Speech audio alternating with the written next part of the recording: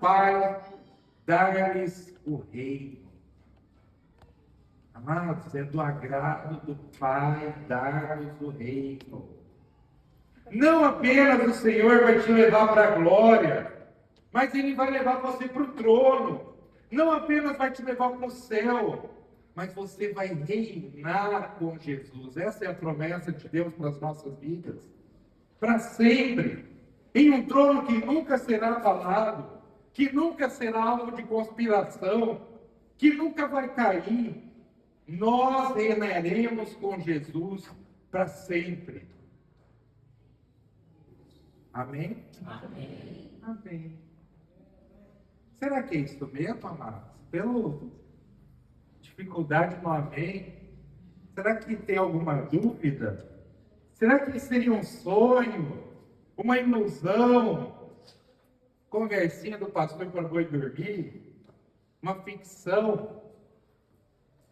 Se você crê mesmo na Bíblia, como eu creio, e se você está aqui porque você crê, isso não é uma ficção, amados. Não é uma história para aliviar as tensões da angústia daqui, para iludir vocês com uma realidade inexistente, um futuro desconhecido. Não, o céu é real.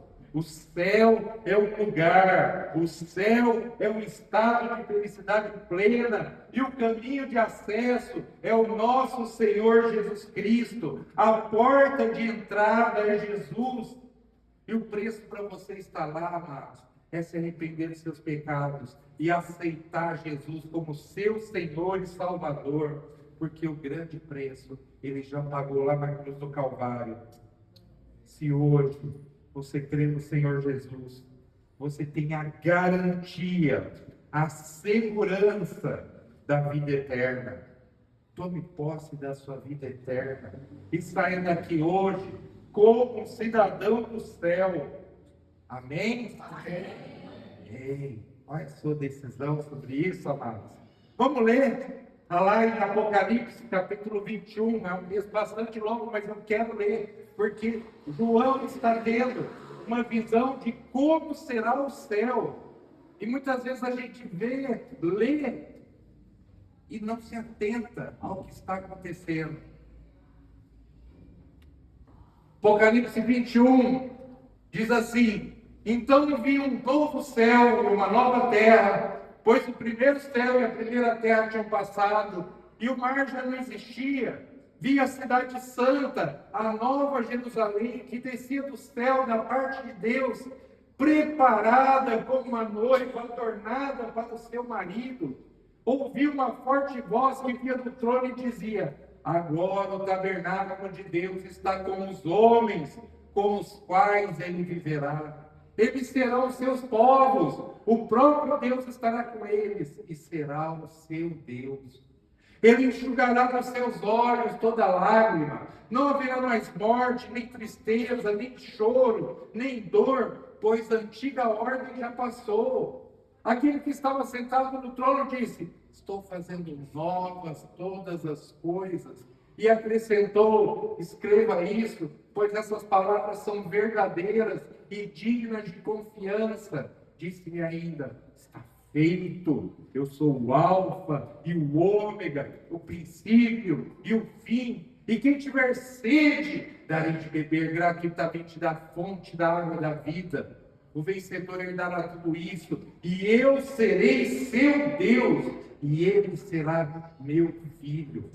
Mas os covardes, os incrédulos, os depravados, os assassinos, os que cometem imoralidade sexual, os que praticam feitiçaria, os idólatras e todos os mentirosos, o lugar deles será no lago de fogo que arde com enxofre.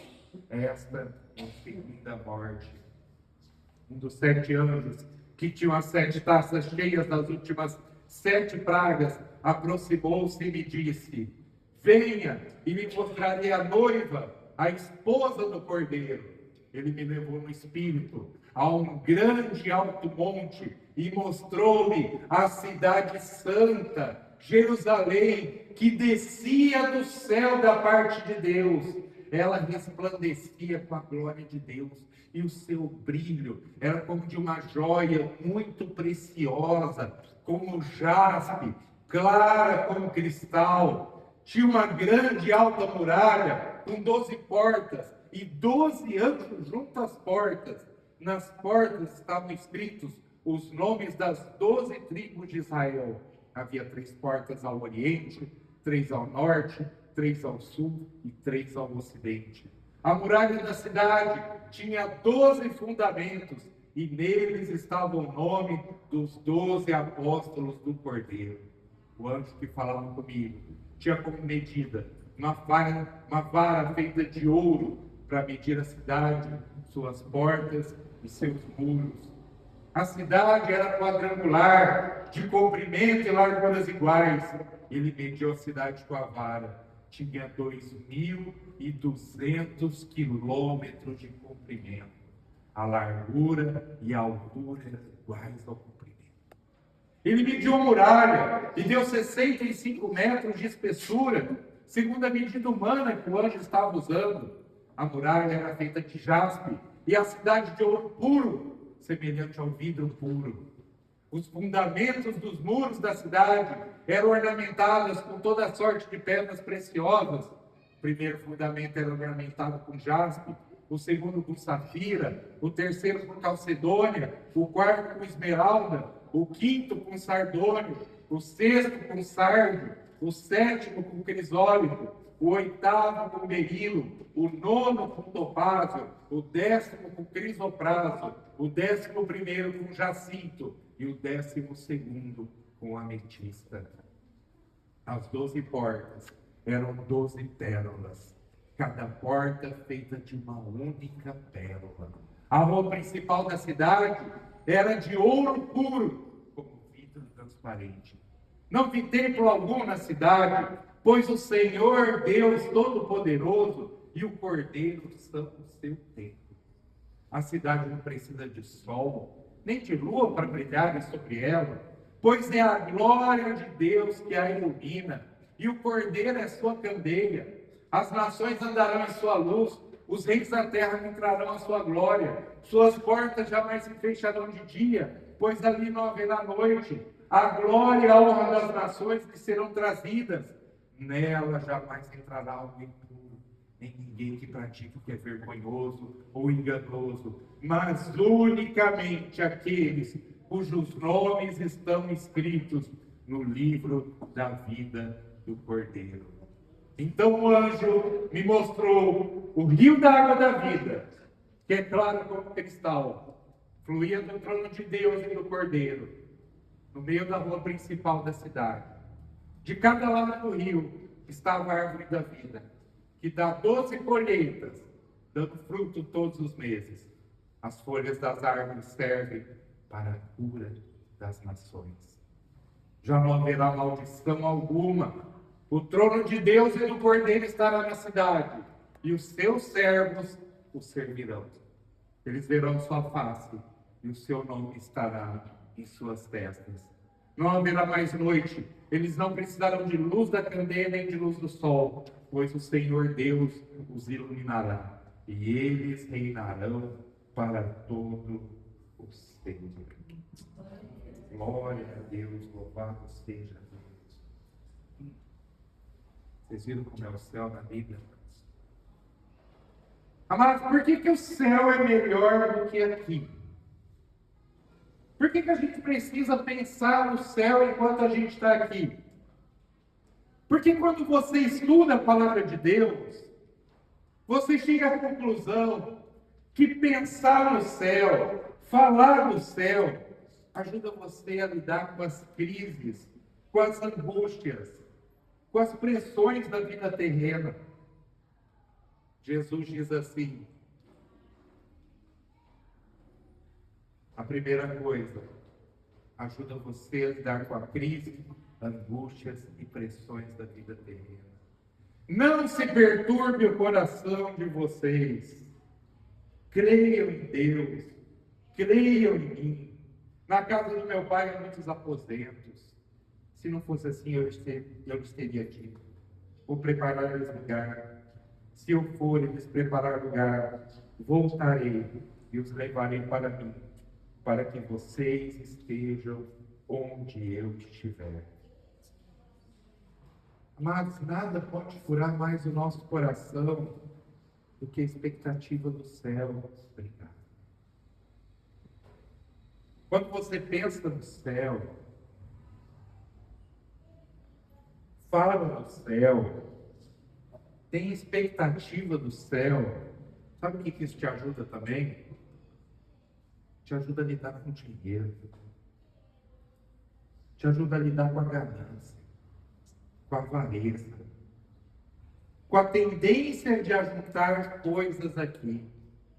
Jesus falou assim: não ajunteis tesouros na terra, onde a traça e a ferrugem tudo consome, e onde os ladrões minam e roubam, mas ajuntai tesouros no céu, onde nem a traça nem a ferrugem consome, e onde os ladrões não minam nem roubam, porque onde estiver o vosso tesouro, aí estará também o vosso coração. Mas se você colocar o seu coração aqui nessa terra, nesse lugar, você vai ficar ganancioso, você vai ficar avarento, você vai querer acumular para você, para o seu deleite, para os seus prazeres, para aquilo que vai acabar. E a vida é um sopro. Terceiro motivo, amados, pensar no céu, falar do céu, ter certeza de que o céu é um instrumento glorioso para você levar uma vida de santidade. Amados, se você tem esperança no céu, você se santifica. Se você tem essa concepção, você se prepara para viver no céu, para morar nesse lugar. Quem não ama a santidade agora, vai chegar lá no céu, vai ficar desambientado. Não vai ter o que fazer, porque lá tudo é santo. É preciso desejar, viver, aguardar essas coisas. Por que o céu é melhor do que viver nesse lugar? Em primeiro lugar, por aquilo que não vai ter lá. Vamos ver a partir do versículo 4. Ele enxugará dos seus olhos toda lágrima. Não haverá mais morte, nem tristeza, nem choro, nem dor, pois a antiga ordem já passou. Amados, a gente vive aqui num vale de lágrimas. A gente nasce chorando, a gente caminha pela vida chorando, a gente desce ao túmulo por meio de lágrimas. A vida é um vale de lágrimas. A dor pulsa e lateja pelo nosso corpo. São dores físicas, dores emocionais, dores morais, dores espirituais. A morte nos espreita como o último dos inimigos, como rei dos credores. Ela vai nos encurrala, nos ameaça, nos intimida. Mas a morte não vai lá no céu. A morte morreu. E ela não pode ressuscitar, amados. A própria morte vai ser lançada no lago de fogo. Então o céu, ele é melhor por tudo que aquilo que está afligindo a gente aqui na terra vai estar presente lá. Essa é a primeira razão. A segunda razão pela qual o céu é melhor. O céu é melhor porque não estará lá. Olha o versículo 8. Mas os covardes, os incrédulos, os depravados, os assassinos, os que cometem imoralidade sexual, os que praticam feitiçaria, os idólatras e todos os mentirosos, o lugar deles será um lago de fogo que arde com enxofre. Esta é a segunda morte.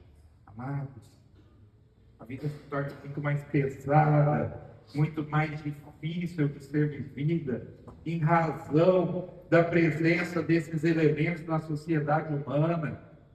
Homens covardes, medrosos, incrédulos, que não só não acreditam em Deus, mas zombam, escarnecem, difamam contra Deus e contra seus servos. São pessoas abomináveis. Aqueles que desandam a boca para falar blasfêmias, impurezas, lascívias, coisas vergonhosas. assassinos que tiram a vida por banalidades, pistoleiros de aluguel, assaltantes à mão armada, ladrões que intimidam você quando você sai na rua, quando você tem medo de ser roubado, assaltado, sequestrado, tem medo da sua vida ser tirada na mão de um marginal. O texto prossegue mostrando que a vida fica muito mais fácil, muito mais difícil. Aliás, tem razão de você ter nesse meio gente impura, gente que não anda em santidade de vida, desrespeita a vida, desrespeita a ética, desrespeita o ser humano, desrespeita a integridade, a honra, o casamento, desrespeita a família, os feiticeiros, os idólatras, aqueles que não só se afastam de Deus, mas criam próprios deuses, outros ídolos, para servirem e adorarem. Essas pessoas não estão ali. O céu não é lugar deles. A sociedade estará limpa desse tipo de pessoas pela mão de Deus. Quando os anjos vierem, eles vão recolher esses e lançá-los como palha, como joio no fogo de Deus, no juízo final. Mas os salvos, os remidos, os lavados no sangue do Cordeiro, serão recolhidos como trigo para serem levados ao celeiro de Deus, a mansão celestial. O céu é muito melhor, amados. Não só pelo que vai ter lá, mas por quem não vai estar lá. Por que o céu é melhor, amados? Exatamente por quem estará lá. Olha o versículo 2 e 3. Vi a cidade santa, Nova Jerusalém, que descia do céu da parte de Deus, preparada como uma noiva adornada para o seu marido. Ouvi uma forte voz que vinha do trono e dizia: agora o tabernáculo de Deus está com os homens, os quais ele viverá. Eles serão seus povos, e o próprio Deus estará com ele, e ele será seu Deus. O povo de Deus vai estar no céu.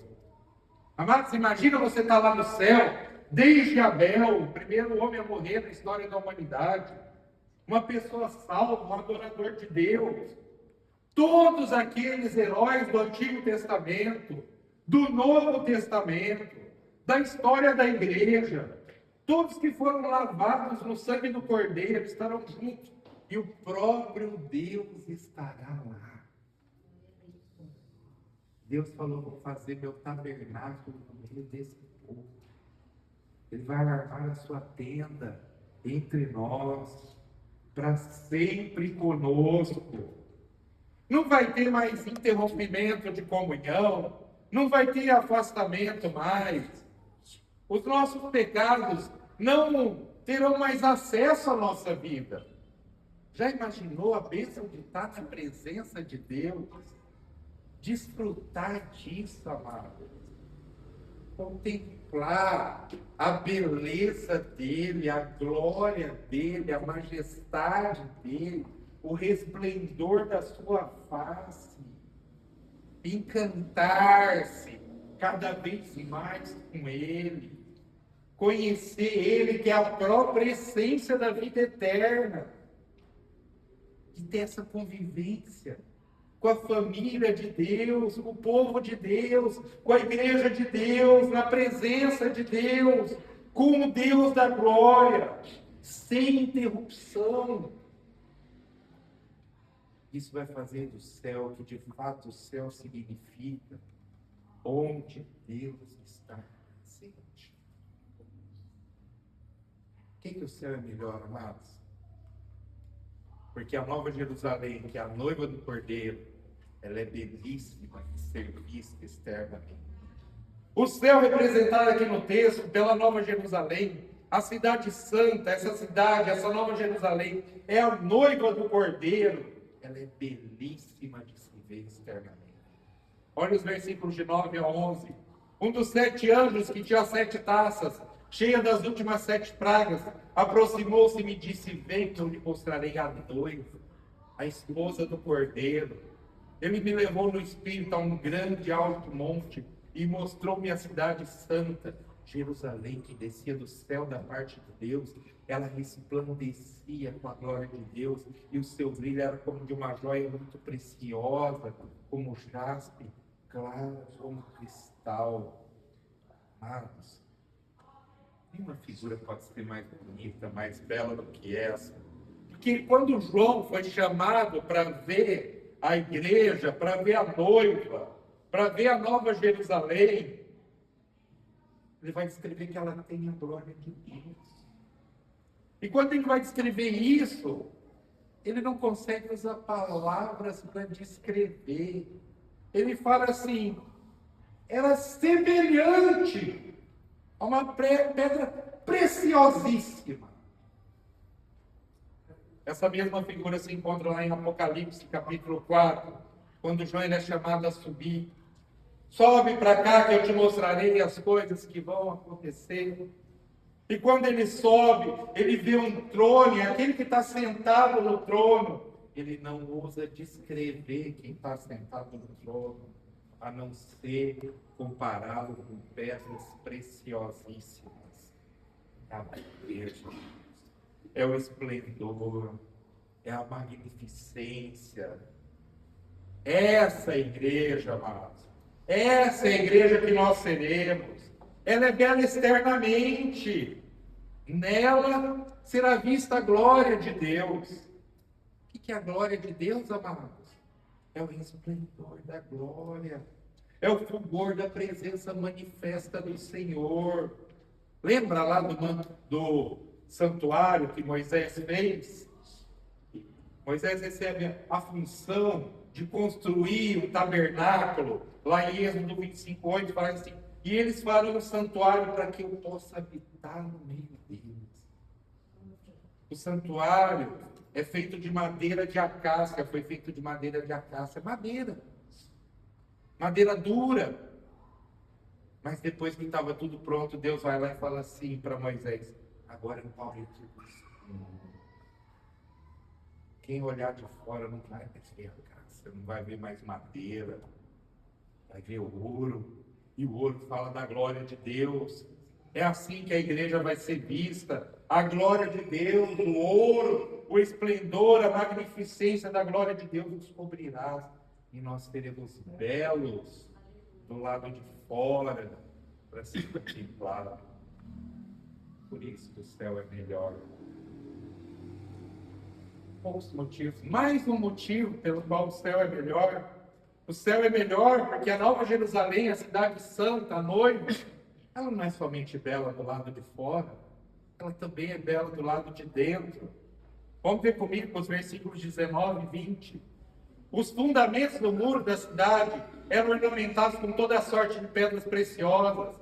O primeiro fundamento era ornamentado com jaspe, o segundo com safira, o terceiro com calcedônia, o quarto com esmeralda, o quinto com sardônio, o sexto com sardio, o sétimo com crisólito, o oitavo com berilo, o nono com topázio, o 10º com crisopraso e o 11º com jacinto e o 12º com ametista.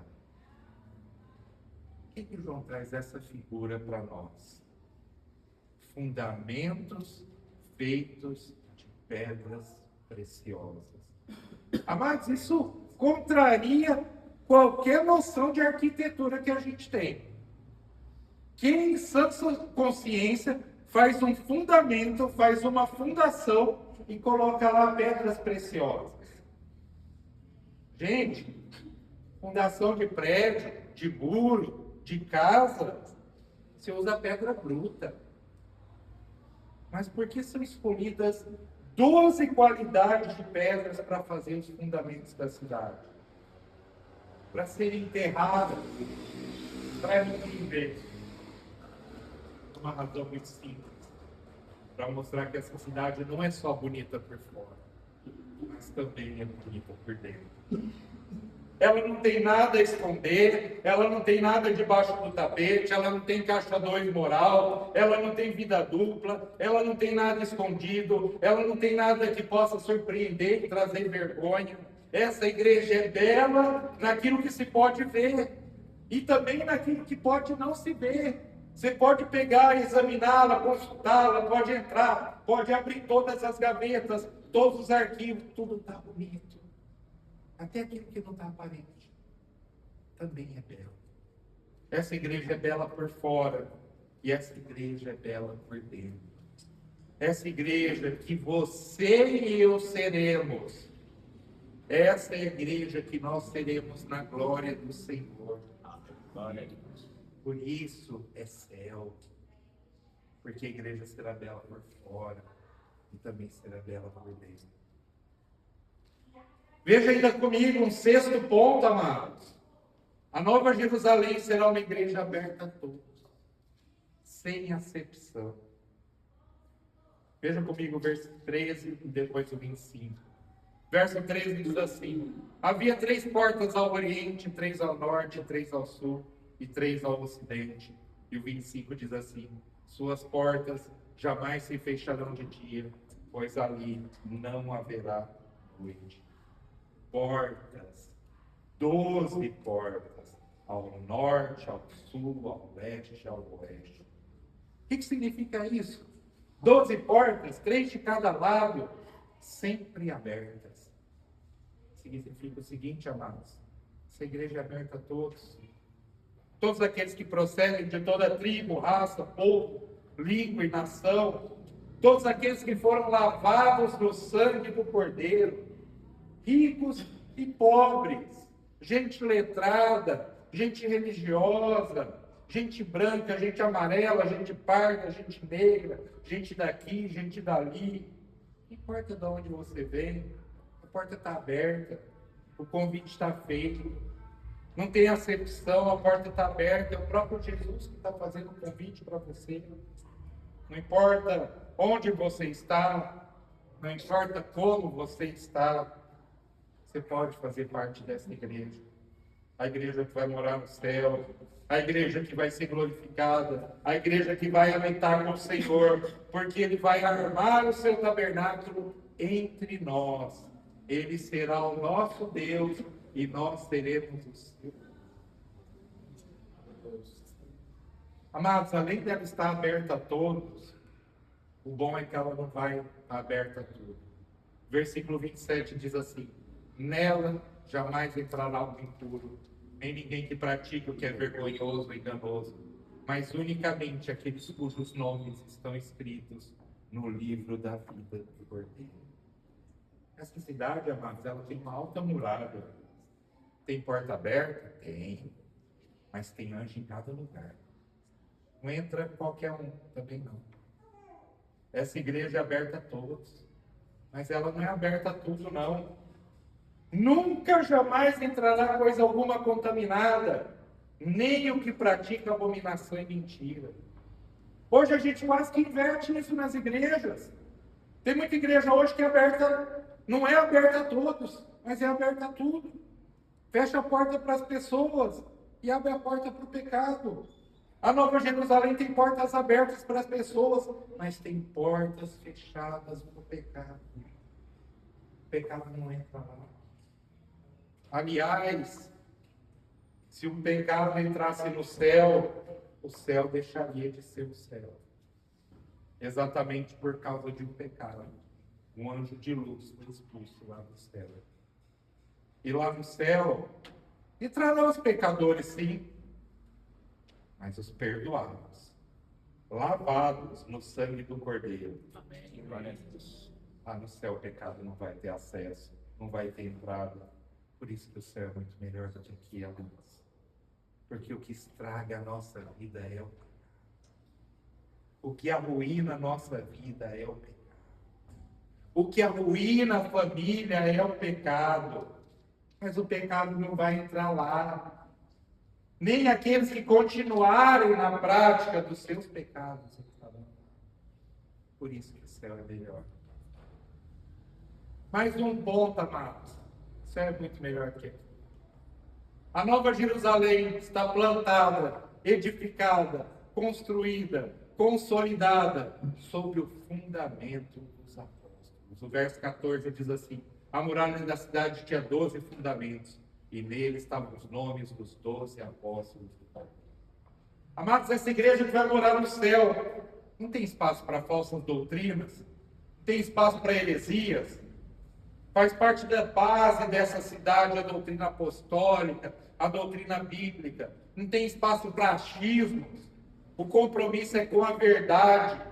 Isso é muito importante, porque as igrejas hoje querem popularidade, querem aplausos, querem atrair pessoas, querem uma mensagem mais ao gosto do freguês, uma mensagem que dá ibope. Você pode decidir o que você quer ouvir. Quando, na verdade, a igreja que vai morar no céu, a noiva do Cordeiro, a Nova Jerusalém, a cidade santa, onde Deus está presente, não suporta falsa doutrina, heresia, os desvios das Escrituras, porque ela está comprometida com o fundamento dos apóstolos, com a doutrina dos apóstolos. Lá não vai ter engano religioso, lá as máscaras cairão. Nono ponto, ela tem espaço para todos aqueles que foram lavados no sangue do Cordeiro, de toda a cidade, tribo, povo e nação. Versículos 15 a 17 diz assim: o anjo que falava comigo tinha como medida uma vara feita de ouro para medir a cidade, suas portas e seus muros. A cidade era quadrangular de comprimento e largura iguais. Ele media a cidade com a vara, tinha 2.200 quilômetros de comprimento. A largura e a altura eram iguais ao comprimento. Ele mediu a muralha e deu 65 metros de espessura, segundo a medida humana que o anjo estava usando. 2.200 quilômetros. Dá daqui até Recife, amados. Essa cidade descrita aqui, nenhuma cidade até hoje no planeta Terra, com mais de 7 bilhões de pessoas, tem essas dimensões. É um símbolo, amados. Quer dizer que ela é suficientemente grande para acolher todos aqueles que são salvos. Não vai ficar ninguém de fora. Todos quanto receberam, deu-lhes o poder de serem feitos filhos de Deus. Tem espaço garantido para você. A casa do meu pai há muitas moradas, disse Jesus. A cidade, ela é um cubo, ela é quadrangular, ela é igual. Ela não tem bairros nobres, não tem bairro de classe média, não tem bairro rico.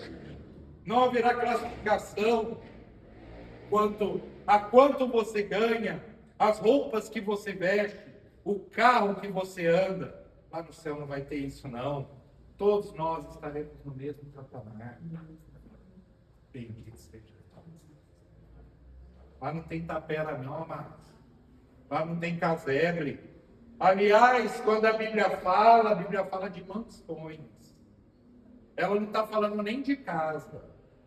Ela está falando mansões. Sabe o que é essa mansão? O seu corpo glorificado. Porque esse corpo aqui, meu, seu, é uma tenda doente, frágil, uma tapera mesmo. E quando essa tenda frágil aqui se desfizer, nós teremos uma mansão. Não feita por mãos humanas, mas eterna no céu.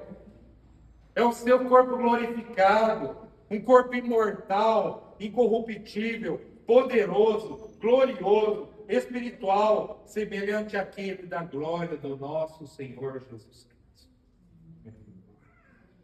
Amados, mais um ponto. Tudo lá é transparente. Tudo lá é na luz.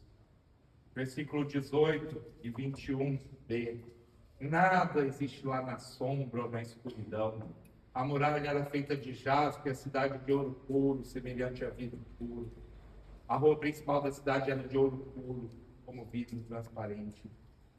Quem já imaginou, amados, se nós soubéssemos tudo que existe nos bastidores escuros da cidade, os corredores escuros do crime, os antros de corrupção, prostíbulo onde o corpo é comercializado, aviltado, desonrado.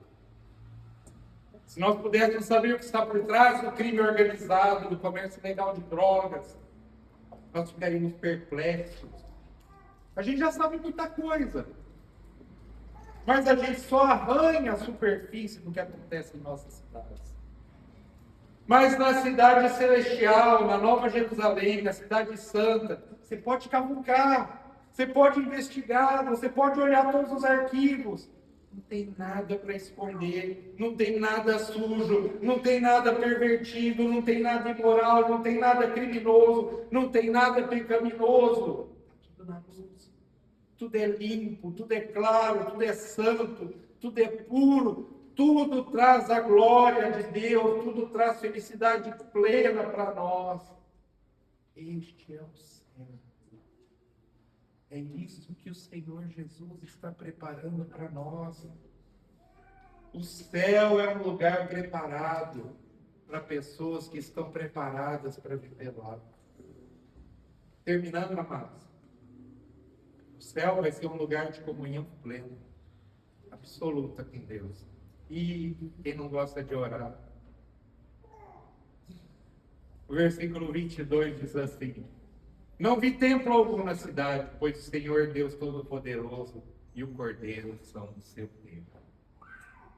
O próprio Deus vai ser o santuário. Nós vamos habitar nele e ele vai habitar em nós. Não tem ritual, não tem liturgia, não tem religiosidade. É acesso total, é presença plena. É a glória dele, é o brilho da face dele. Olha o versículo 4 do capítulo 22. Eles verão a sua face e o seu nome estará em suas testas. Tem coisa melhor do que isso, meus irmãos? No céu você vai poder ver Jesus face a face.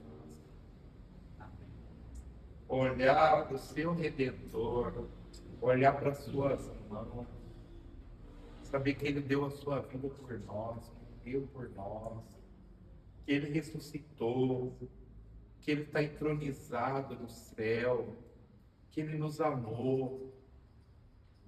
A gente vai amar Ele, a gente vai estar com Ele face a face, a gente vai servir Ele por toda a eternidade.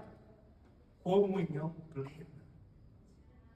O Salmo 30, ele descreve o momento em que Davi, por um momento em que Davi começou a ter muita prosperidade, ele deixou o coração dele ficar orgulhoso, soberbeceu o coração dele. Sabe como que Deus tratou Davi? Sabe como Deus tratou o coração dele? O disciplinou? Ele afastou o rosto de Davi. Amado, se você é crente, não tem nada que mexe mais com você, que machuca mais você, do que perder a comunhão com Deus. Por acaso você já sentiu isso? Eu já senti, amados. Você peca contra Deus, dá aquela tristeza, dá uma angústia, você fica com vergonha de Deus, você começa a perceber que o rosto de Deus não é mais favorável para você, e aquilo começa a te dar uma dor na alma, uma angústia no coração. Se você é crente, você sabe o que é isso. Mas sabe o que é você poder contemplar a face do nosso glorioso Criador e a certeza de que você nunca mais vai entristecer a Deus? Você sempre vai ter o deleite da comunhão com Deus, para sempre e sempre e sempre. Isso é o céu, amado. E por último, por que o céu é melhor? Porque lá no céu, nós vamos reinar com Cristo. Versículo 5 do capítulo 22. Não haverá mais noite, eles não precisaram de luz de candeia, nem de luz do sol, pois o Senhor Deus os iluminará, e eles reinarão para todo o sempre. Não apenas o Senhor vai levar você para a glória, Ele vai te levar para o trono. Você não apenas estará no céu, você reinará com Jesus para sempre. Num trono que nunca vai ser abalado, nunca vai ser alvo de conspiração, de queda. Nós reinaremos com Ele para sempre. Ah, pastor, será que é isso mesmo?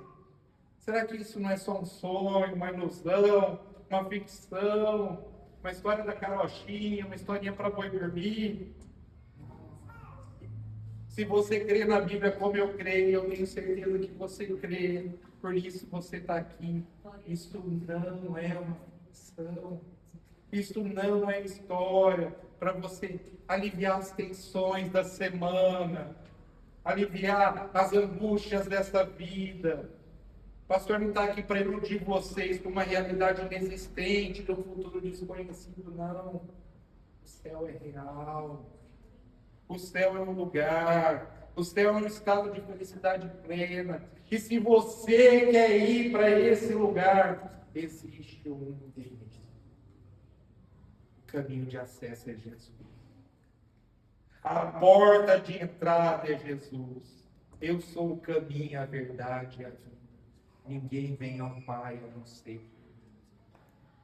O preço para entrar lá, é se arrepender dos seus pecados, é crer em Jesus Cristo, porque o preço já foi pago na cruz do Calvário.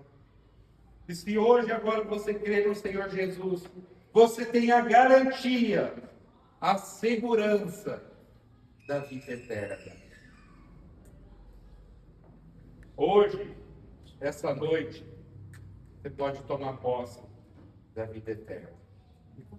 Sair daqui como cidadão do céu. Qual é a sua decisão?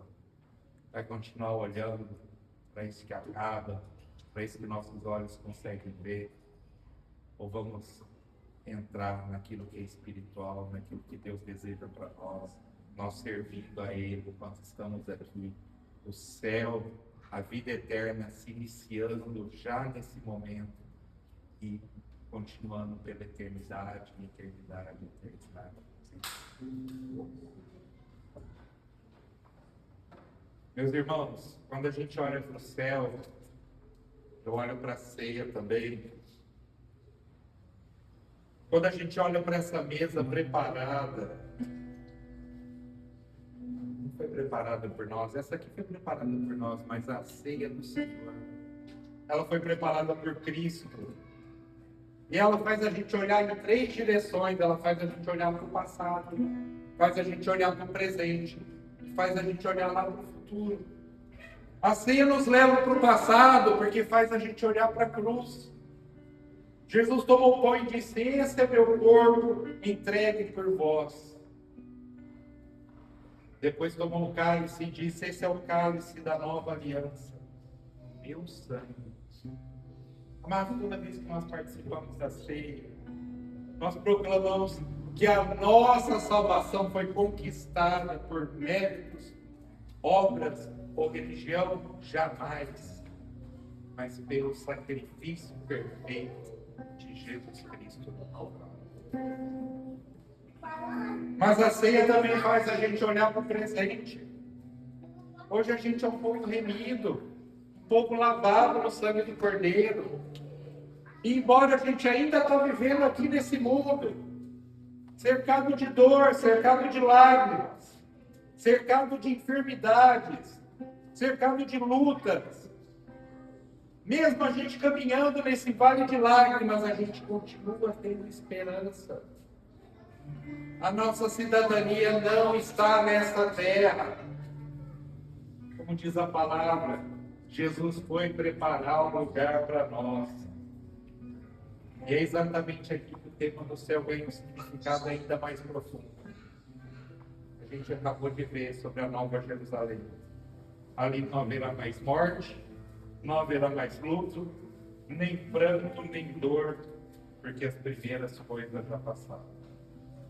Tudo aquilo que hoje faz sofrer, desaparecerá para sempre.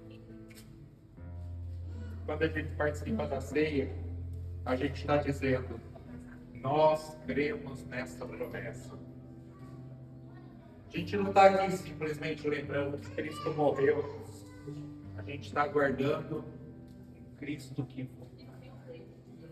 Olha, a Bíblia declara que um dia veremos o Senhor face a face. Não haverá mais pecado para nos afastar de Deus. Não haverá mais enfermidade para limitar o nosso corpo. Não haverá mais injustiça, violência ou corrupção. Estaremos para sempre na presença daquele que nos amou e entregou a sua vida por nós. Interessante perceber que a ceia aponta para esse grande encontro futuro. Jesus declarou que não beberia novamente do suco da videira até que se fizesse conosco isso no reino de Deus.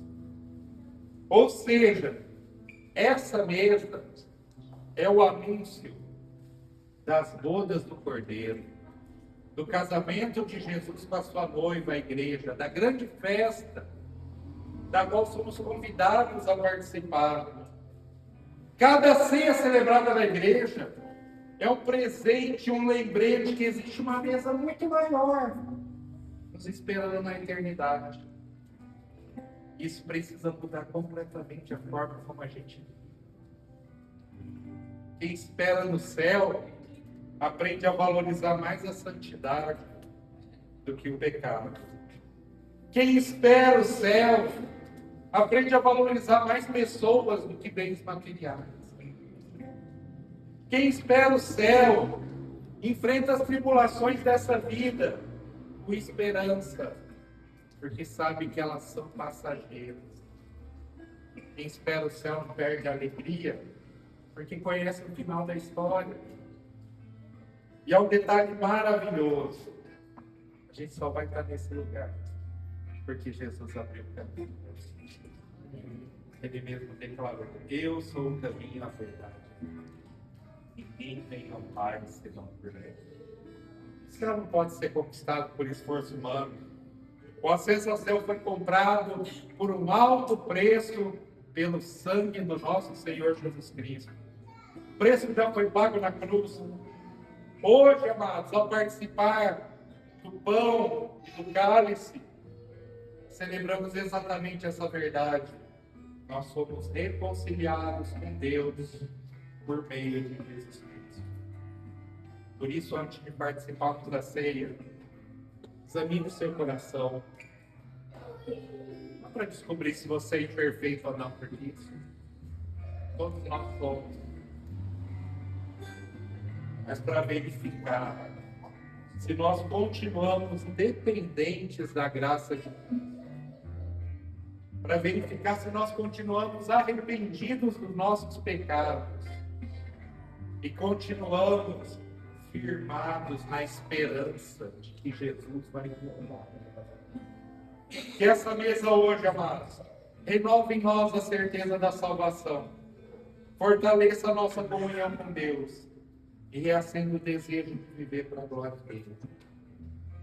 Muito em breve, nós deixaremos essa mesa da igreja. Vamos assentar-nos à mesa eterna, na presença do nosso Senhor Jesus Cristo. Até lá, amados, que a gente continue fiel, santo, perseverante, cheio de esperança, porque o céu é real. Jesus vai voltar. Nós reinaremos para sempre. Amém? Queria chamar aqui o grupo de louvor, pedir que eles cantassem um cântico. E nesse próximo cântico, aqueles que vão e fazem parte da Jerusalém Celestial, que já entregaram a sua vida ao Senhor Jesus Cristo, fazem parte da sua igreja, estejam participando de tomar a ceia do Senhor, falando assim: eu faço parte desse corpo, eu faço parte dessa igreja, eu estou aqui, eu não estou simplesmente sentado num banco, sentado, salvo e sossegado, eu estou aqui simplesmente para servir o meu Senhor, até que Ele volte. Se você tem esse propósito, que de pé vamos louvar o Senhor, participe do pão, do suco de uva. E logo após o louvor nós vamos orar e vamos tomar juntos o corpo do Senhor.